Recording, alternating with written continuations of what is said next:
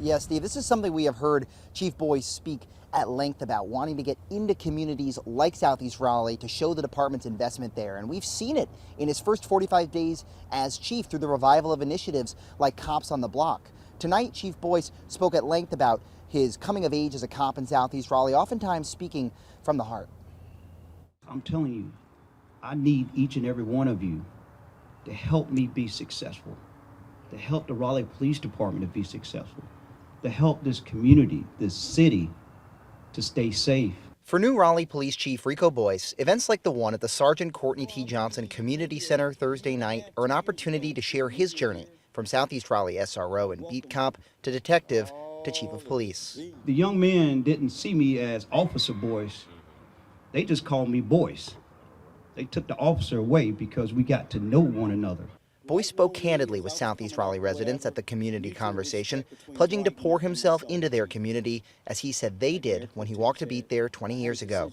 Afterwards, he told Eyewitness News it's all part of a new vision. If you put work in, you make the investment, you put the work in, this is the result you'll get.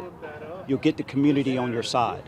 For community stakeholders like Anthony Pope, who's lived in Southeast Raleigh for nearly 7 decades, it's precisely the approach they've been looking for. The relationship with Southeast Raleigh and the police has not always been a good relationship.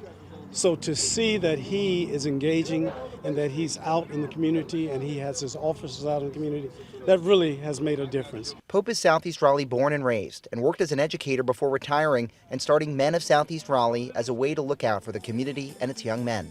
The group has since grown to 70 men, and Pope says he's hopeful to see renewed buy-in in the area he grew up in. They're back in the community, they're knocking on doors, they're meeting people, they've got the community engaged, and I think that's going to be very important in building those relationships that are needed. Just 45 days into his tenure as the city's top cop, Boyce is vowing to build that momentum and turn it into a new brand of policing in our capital city. To whoever that's trying to make a positive change in the city of Raleigh, the Raleigh Police Department wants to be a partner.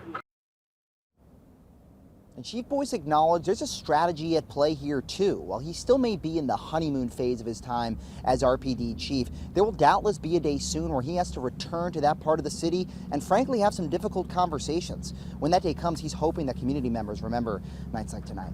We're live in Raleigh. Sean Coffey, ABC 11, Eyewitness News.